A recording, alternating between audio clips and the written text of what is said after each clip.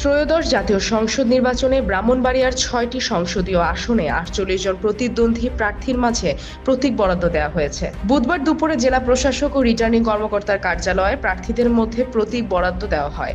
ব্রাহ্মণবাড়িয়া ২ আসনের আলোচিত স্বতন্ত্র প্রার্থী ব্যারিস্টার রুমিন ফারহানাকে তার কাঙ্ক্ষিত হাঁস প্রতীক বরাদ্দ দেওয়া হয়েছে। রিটার্নিং কর্মকর্তার কার্যালয়ের সূত্রে জানা গেছে, ব্রাহ্মণবাড়িয়ার ৬টি সংসদীয় আসনের ১৩ জন প্রার্থী তাদের প্রার্থিতা প্রত্যাহার করেছে। সব মিলিয়ে বৈধ চূড়ান্ত প্রার্থী ৪৮ জন। এর মধ্যে দলীয় প্রার্থীদের দলীয় প্রতীক এবং স্বতন্ত্র প্রার্থীদের তাদের পছন্দ অনুযায়ী প্রতীক বরাদ্দ দেওয়া হয়েছে। কাঙ্ক্ষিত প্রতীক পেয়ে উচ্ছ্বাসিত ব্যারিস্টার রুমিন ফারহানা সাংবাদিকদের বলেন, আমি আমার ভোটার কর্মী সমর্থকদের প্রাণের চেয়েও বেশি ভালোবাসি। তারাই আমাকে এ পর্যন্ত নিয়ে এসেছে।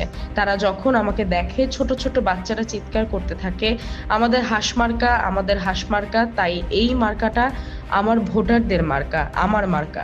নিজের পালিত হাঁস চুরির কথা উল্লেখ করে তিনি বলেন, আমার হাঁসগুলো যখন চুরি হয় আমি চোরকে ছেড়ে দেইনি, আমি মামলা করেছি, জেলেও দিয়েছি। আমার এই হাঁস যদি কেউ চুরি করার চিন্তাও করে, আমি যথাযথ ব্যবস্থা নেব। রুমিন ফারহানা বলে, আমি ব্রাহ্মণবাড়িয়া ২ আসনের সাধারণ মানুষের প্রার্থী। ভোটাররা যদি আমাদের নির্বাচিত করেন, ভোটাররা যা বলবেন, যেভাবে চাইবেন, আমি ব্রাহ্মণবাড়িয়া ২ আসনের উন্নয়ন সেভাবেই করব।